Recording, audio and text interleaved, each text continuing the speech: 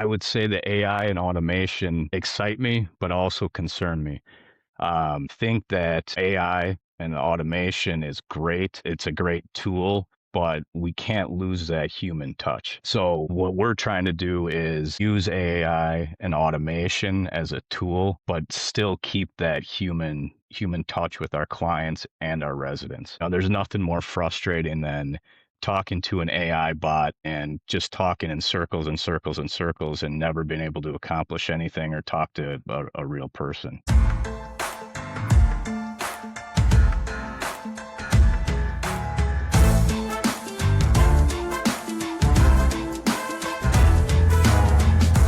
Welcome to Unfiltered, the official podcast of PropertyManagement.com. I'm your host, Dylan Scroggins. I'm not joined by my co-host, Matt Spear. His wife is very, very pregnant, and he had some pressing matters to take care of. But I am joined by Mr. Rob Goral, president of Real Property Management, based out of Waukesha, Wisconsin. Rob, great to meet you. Appreciate you being with us.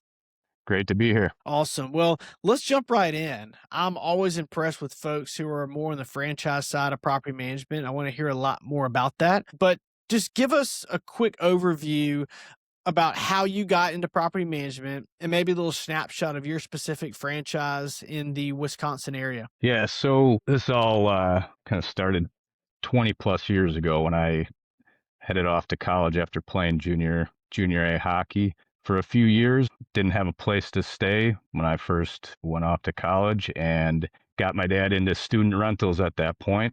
So we bought a handful from there, helped him out with those. I finished up with school, went on to public accounting with Whipfly and was a CPA there for about 4 years doing real estate and construction taxation. And while doing that, I realized real quickly that these guys knew what they were doing and they were making a fair amount of money, and I needed to do something else other than be a CPA at a public accounting firm. So kind of started searching around for different opportunities within the real estate arena and, kind of settled on property management. Didn't want to recreate the wheel, so I was looking at different franchise opportunities at that time as well, and came across Real Property Management, and the rest is history from there.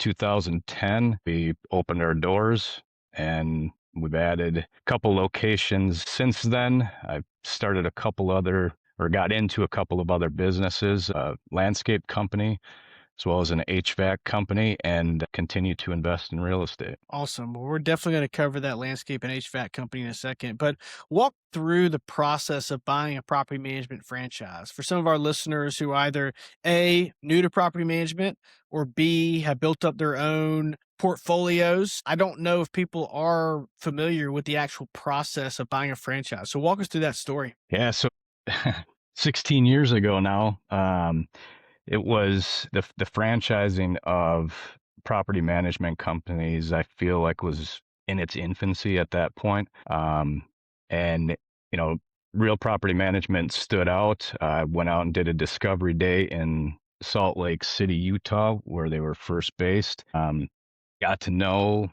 the upper management there, and everything looked good, sounded good, processes, procedures, systems, everything was there. So this wasn't anything that, that we didn't have to create any of it. So we have a base to start with, and, from there we tweaked things so they worked for us in our market, in our area. So that was, in a nutshell, that was the process of getting going. Cool. And I know you mentioned 3 different areas that you serve. What's your total door count and what are those specific areas? Yeah, so we're at about 900 units overall now. Like I said, 2010, we opened RPM Greater Milwaukee, which is based in Waukesha in the Greater Milwaukee area. In 2013, we opened the doors in Madison, Wisconsin. And then just this past year, March of 25, we acquired a small real property management office in Oshkosh, Wisconsin. So we Cool. service the Oshkosh, Appleton, Fond du Lac area out of that office. Gotcha. So still serving Packer country, Oh, yeah. just in different areas. So walk me through the process. We talk a lot about tech staff, technologies like professionalizing the business. And once again, pardon my ignorance here, but when you're with a franchise, is it required to use a certain software? And we know that PM software is like there's a lot out there for specific needs in the business. How does that go about getting that initial, I guess, tech stack? But then also, what freedom do you have to maybe bring on others that are uniquely helpful for your business? Yeah, so we are required to use a specific property management software for the everyday running operations of the business. As far as the tech stack goes, we're pretty free to use what we want from that standpoint and other tools that we want to use. But the main software, the property management software, is a requirement. Yeah, what are y'all using? We're on Appfolio. So Cool. we started with Propertyware, and I believe it was back in 2015. We all had to migrate over to Appfolio. Gotcha. And would love to hear what are some other, I guess, components of your tech stack right now that are beneficial?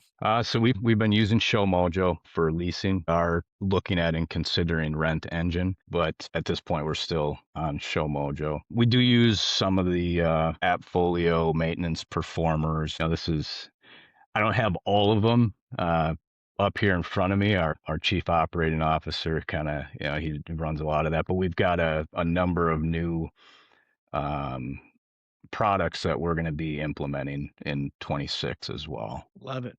And walk us through the team. That's a good amount of doors. And what I've seen, on the recruiting side is that that's really a sweet spot. And I feel like some companies at your size have already built out, they're in the org structure. I know you mentioned the COO, and some folks are kind of scrambling to fill some gaps. But walk us through your leadership team, your org structure, kind of how you run the business. I can't remember if you mentioned EOS or not, but yeah, walk us through the team structure of a 900 door portfolio. So we actually just went through a pretty substantial restructuring over this past year because we were operating all of the three offices almost like silos. So we brought them all under one roof, which was it was tough. It was uh, a pretty good learning experience. We lost some people along the way with the restructuring that kind of set us back a little bit. But now that we've got all offices under one roof, obviously we've got to make sure that we're running all the same processes, procedures, systems in all three. Bringing everything under one roof really allowed us to implement middle management, allow our COO to be freed up from having to oversee, the property managers and individual levels where he only has 4 to 5 reports, whereas before it was 12 to 13. So bringing everything under that one roof now has allowed us to really streamline things and allowed us upper management to focus on growth and moving the company forward and operational excellence.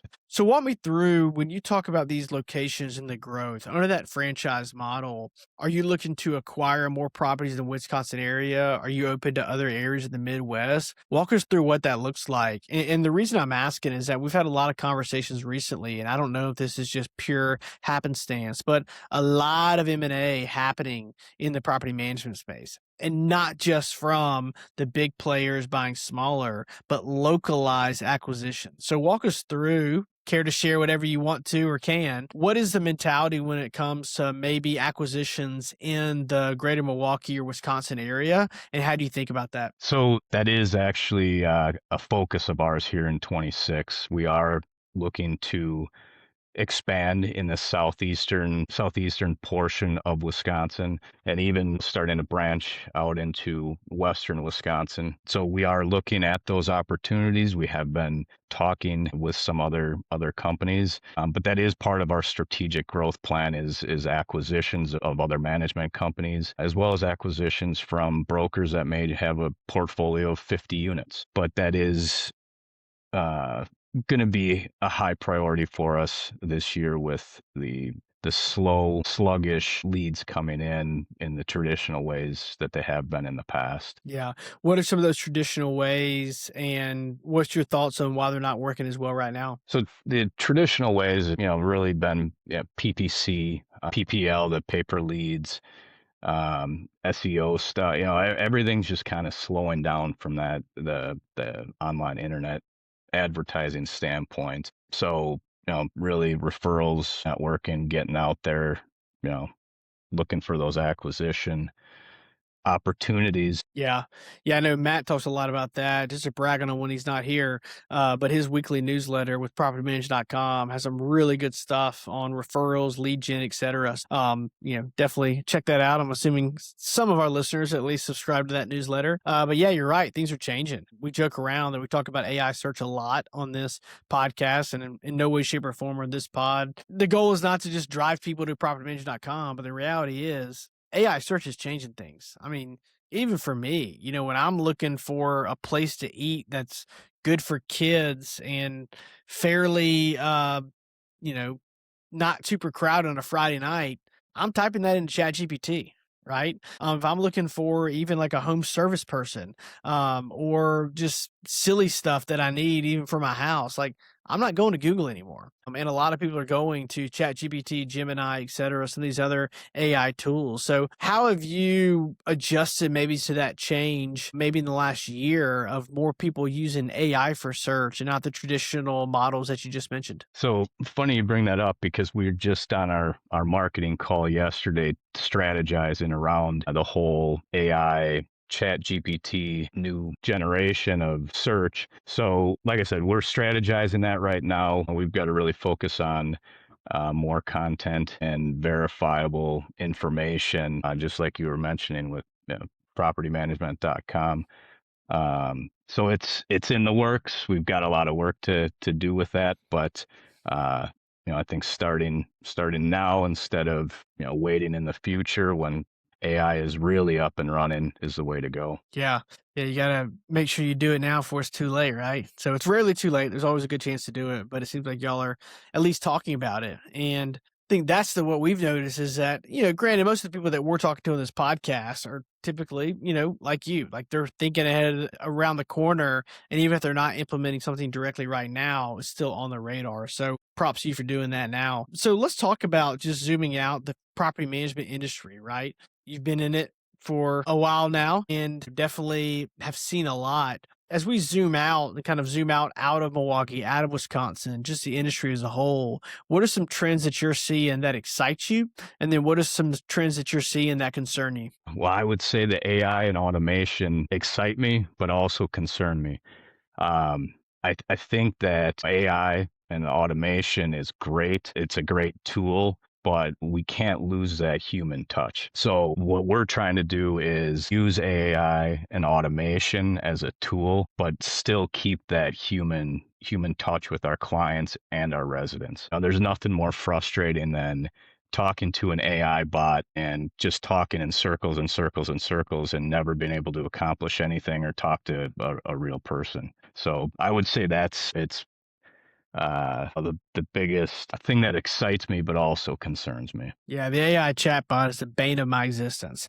I just type customer rep nonstop until they get someone to call me. So your team, how are they adopting it? I mean, do you have people bringing new ideas? Is this coming from the top down or the down to the top? Like that's another big question we get is that, hey, you heard a great webinar or you went to broker owner, you come back to the team saying, hey, we need to start doing this, but unless they're adopting it, it's not going to get done. Or it's the opposite. It's them listening to podcasts, figuring out cool things done in other industries, and then they're bringing them to you. And not talking about specifically you, but the owner in general. And it's like, hey, we're not going to do this. So, what's the dynamics right now? We're called Unfiltered. So, we're trying to dig a little bit behind the curtain here. But what's the dynamics right now with AI and the team? How excited are they about it? And is it you pushing them or maybe them pushing you? So it's a little bit of both. I would say that a lot of it is coming from the top down of us talking with everybody in our company with where we're going, how we're going to be using AI and automation, and we're now that we've got that middle management layer in there, we're going to be starting to do trainings on what to use, how to use it, when to use it. Some of our older staff it's kind of a foreign thing to them and kind of staying clear of it. And then some of our younger staff are pushing us on it. So we're getting it from both ends. Gotcha. And then also, I keep going back to the franchise component because I'm just fascinated by that. Is your portfolio? I mean, you mentioned Madison.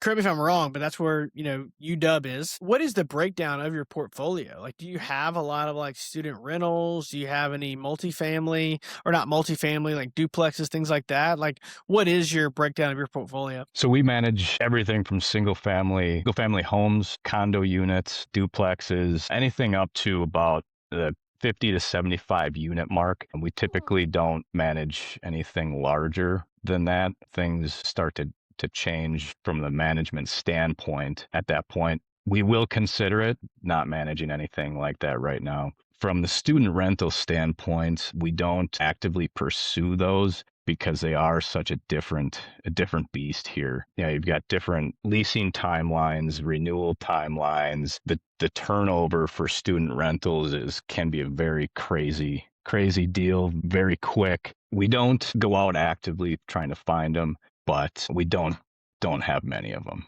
because they are so different. Yeah. Well, so different. Just fraternity guys in general are different. I mean, you don't want to deal with burning couches and no telling some random some like puppy they found on the road that they now have in their house. Yeah, it's probably wise to stay away from any sort of student housing. It does make for some good stories, but Yeah, we there's a we get guy plenty of on those the way it Twitter. is. Yeah, yeah. There's a guy on Twitter and then a guy on LinkedIn that posts some pretty funny stuff about doing student housing, and it's typically less stories about the students, I almost said kids, but less about the students and more about their parents, which I think is typically the case. Yeah, that's another layer right there. I'm having to deal with my son's landlord right now, and it's been painful. That's hilarious. So, what's it like being a property management owner dealing with the landlord? I feel like you can put some Jedi mind tricks on them. Oh, man, it was kind of funny because they were talking about Appfolio, and I'm telling them how to work around in Appfolio and how they can communicate that way with me. It was pretty interesting. Yeah, I don't know if they liked that or hated that you knew the game. So that's dangerous. Yeah. Well, having this episode has really been fun in these Q1 pods because we're really forecasting, right? We're looking at 2026 and the year is in full swing. What are some things? I know you mentioned the acquisitions. I know you mentioned some AI. Or maybe what are maybe some other things that you feel like feel free to brag a little bit here, but like, what are some things that you're thinking about for 2026 as a 900 door portfolio in a growing market? What are some things that you're thinking about this year that you're wanting to implement? Not AI, since we've already talked about that you think would be beneficial to other listeners. So before we get into anything we're looking to implement, I mean, what we're looking to do this year is really shoot for operational excellence, get everything locked in, get all workflows tweaked, everything set to go, really focus on vacancy and speed of maintenance. Those are big focuses this year. And then from an implementation standpoint, we're looking at implementing a few different products for benefits to residents, not necessarily resident benefit plans, but products that will help residents, help clients, and ultimately help us as a company in providing a better service and better product. Gotcha. And is your team planning to grow this year? I mean, it sounds like you're booming right now. I know if you jump on LinkedIn, some people think no one's hiring, but they don't have a pulse on the Main Street market. Amazon might not be hiring, but there's a lot of small businesses. What's kind of your forecast in regards to building out your team? Yeah, so we actually are just about at the end of our hiring process. We've hired about I think four different people within the last 3 months to get our team where we need to be to move our middle management person into that right position. So as far as 26 goes, we may hire one more person, but we're pretty well set for what we're looking for from a growth standpoint. And we're focused more on finding our ideal client. Through this restructuring process, we actually cut out over 100 units of less Mm. than desirable clients and or properties, which was putting a huge strain on our team. And we started that process last year, and at the end of this last year, we cut the last 50 units just at the end of the year. Some of those, we allowed them to ride their contract out to the end, or that they could move on to someone else as soon as they found someone. But it's been night and day for our team in the way that their work done, and just the atmosphere and feeling in the office is different without all those Mm. stressors.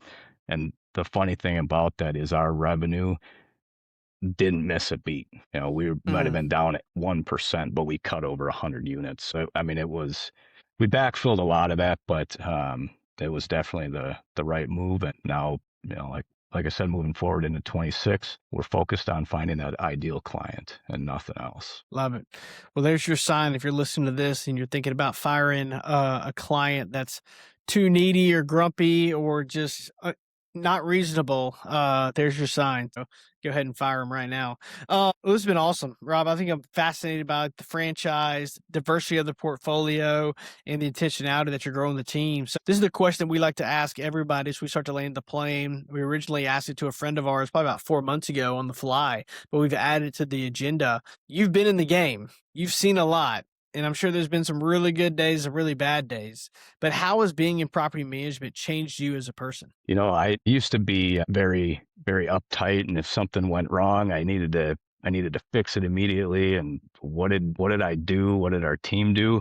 Now I've got more of a laid back approach. I take a look at the situation, analyze it. I don't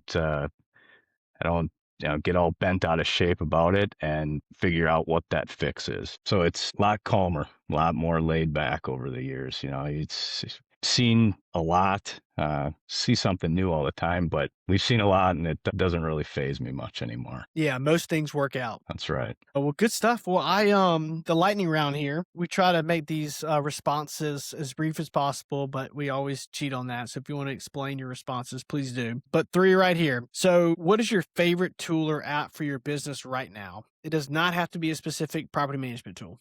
We have a tool called Wealth Optimizer.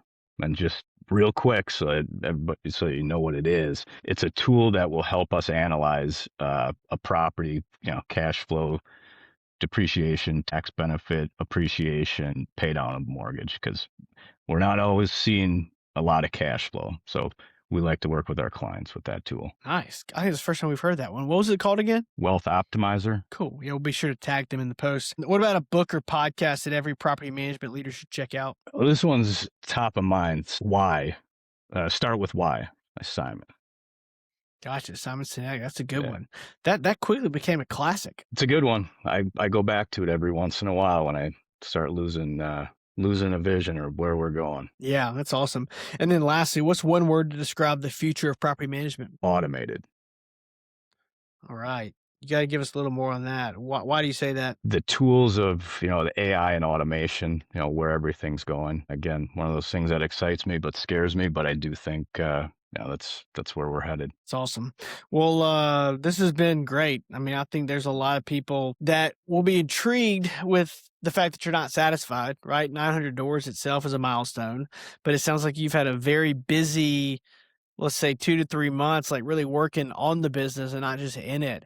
And it seems like y'all are really positioned for an awesome 2026. So I know you mentioned taking a little time out of the office and we caught you right before your flight. So we appreciate you doing that. And also it seems like you've earned a little bit of a vacation and kind of get back and hit the ground running. So once again, thanks so much for the time. Really intrigued and inspired by what you've built and look forward to hopefully seeing you a broker owner in April. Yeah, definitely look forward to seeing you, and thanks for having me. Awesome. Thanks, Rob. Thank you.